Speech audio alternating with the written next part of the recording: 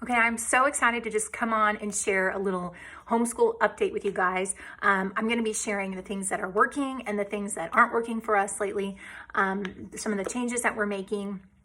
And the reason I want to share all this is because one of the ways that I make decisions on what I want to do and how I learn is from others. I go online and I maybe look at a YouTube video or here on Instagram and I see what people are doing and how it's helping them or not. And that kind of helps me make my decision. So that's always my goal here. I am not sharing these things because I think they are right.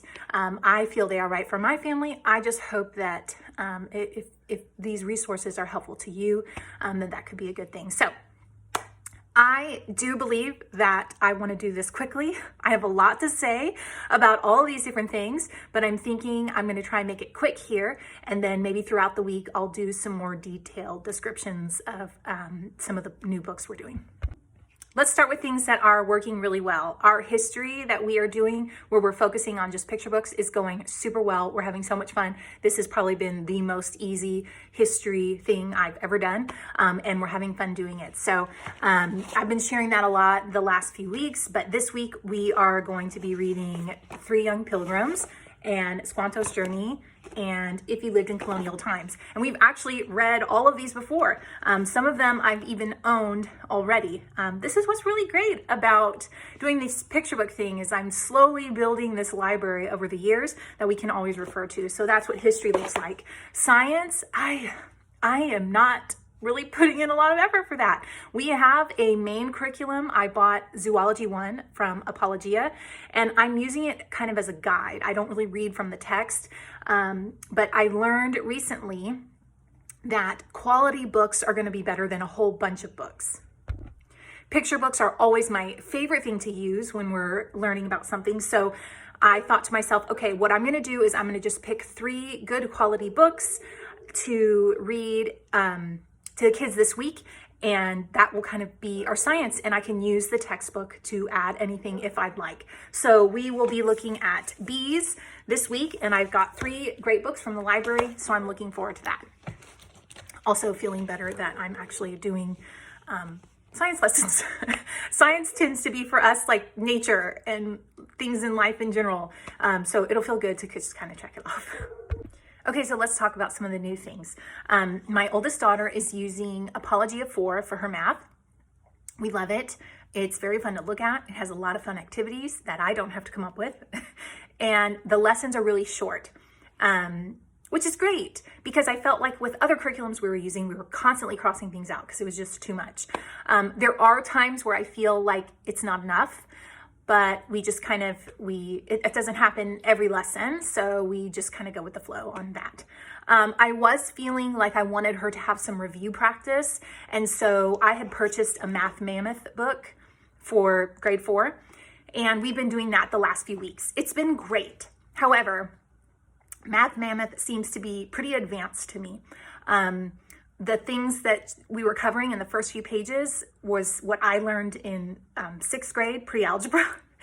And I used to be a 5th grade math teacher. And if the first page of our math book looked like the first page of that math book, I think my 5th graders would have pooped their pants. So it was just really difficult. And so I felt like I was having to do 2 separate lessons. Here's a lesson for apology and math, but then here's an extra lesson for this thing that's supposed to be review and helpful. So I kind of needed to adjust that, and here's what I decided to do. Math Mammoth has actually a lot of resources on their website, one of which is their skills review workbook, and that's what I'm going to talk to you about. This is what the book looks like. It's not very thick. It covers a lot of different skills. Math Mammoth actually has quite a bit of supplemental resources on their website. So if that's something that you're looking for, definitely check it out. I can tell you guys more about it later. But what I loved about this, I went for grade 3 because I wanted it to be review. ABCA does suggest to do some skills practice, and I just haven't really been good about doing it. I wanted something that would be a little bit more consistent. So I think this is going to be a great fit. Each page looks like this, and it's just 1 page of review. Depending on what's on the page, I'll decide whether we do half of it or all of it or whatever. but it's just consistent review to go along with our Apology in Math. So I'm really excited about this. It came with a teacher's guide, which I needed for this Math Mammoth, which makes you really think. So looking forward to that. For language arts, we're continuing to do our own thing. I have a highlight on what we do. I think it's called DIY language arts. We do not do an entire curriculum. My daughter and I basically read novels together. She reads it on her own time and I read it on mine. We narrate, we discuss. Sometimes we do some notebooking, but it's really, really nice.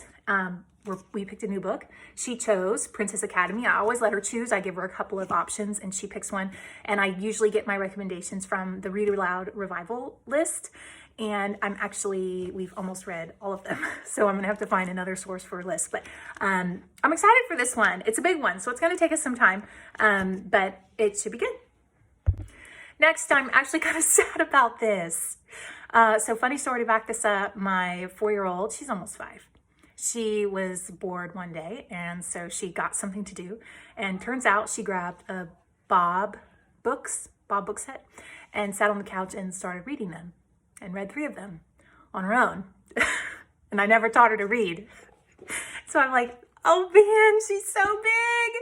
I did not want to do preschool, like a sit-down workbook, formal lessons. I just didn't want to do it with her. We've been working through Get Ready for the Code. And she's already on the last book. And so I thought, okay, she's really, really, really eager. So I went with a friend of mine, Alyssa. I'll tag her here. She uses ABCA. This is just a really cute book. And I got it because it actually does have some reading to start doing. Let me tell you something though. I really don't think preschoolers need to read. That's just my opinion. I don't think it's necessary, even pre-K. I just don't think they need to. And I never wanted her to, but she is really, really wanting to, like begging me, Mom, please let me read you these books. And then she's even like on signs and on snacks or whatever. She's like, Mom, what does this say? And she's sounding out all the sounds. So she is ready. I have taught 3 different girls, all of which have read at different times. So if you have a preschooler and you're thinking, oh my gosh, they need to be reading. No, they do not. That's my personal opinion. She's just ready. I have a 7-year-old that when she was this age, she would not want to do this. So it depends on the kid. You just got to do what's best for them. And I think what's best for her right now is to challenge her and get her going. So I'm sad, but excited for her. Finally, the last thing I want to tell you about, I'm actually really excited about.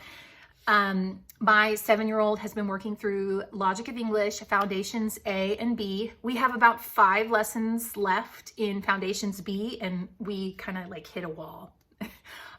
We just can't quite get to the end.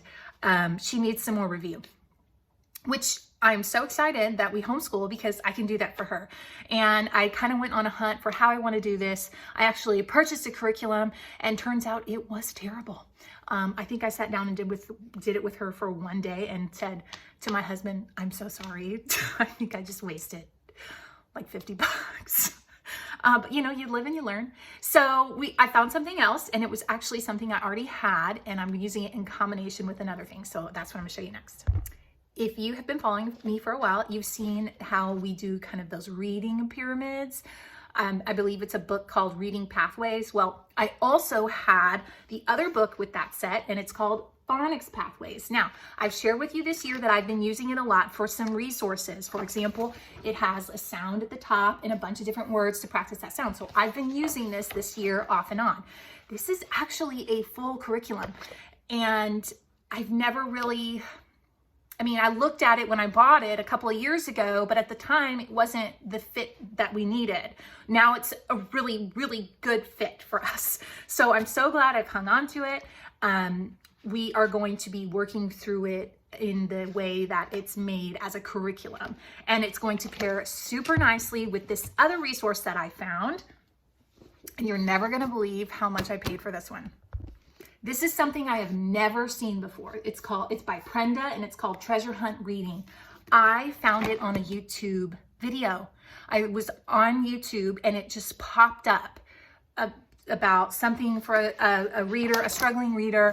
And I thought, well, what is this? I've never seen it. You can download it, I'm pretty sure, for free, but I don't like doing that because I don't have a really good printer. So there's an Amazon link. I clicked on it. It was 55% off the day that I bought it. I paid $11 for this. Now, this is super cool. It starts out with just letter sounds, but then it works into blends. Let me show you an example page. I'll show you more this week if you want to see it, but it goes through different sounds and each page comes with a video. So you literally just go to the website, it's free. You click on the number video that you want, and this lady teaches your child the sounds, how to make them with your mouth and your throat, how she teaches little rhymes to help you remember. She walks you through the workbook page. So I think my daughter's really, really gonna like that. I'm super excited for it. And it's just very much to the point, basic, the review that we need.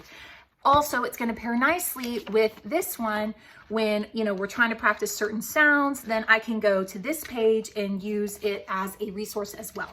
So, I'm really excited to share this more with you guys. If you're interested in looking at it, I think it's going to be a really great resource. Like I said, I'm just trying to do some review, build some confidence, and I think this is going to be a really, really good fit. So a few changes, but I'm super excited, especially after being on vacation. I'm glad to get back in routine.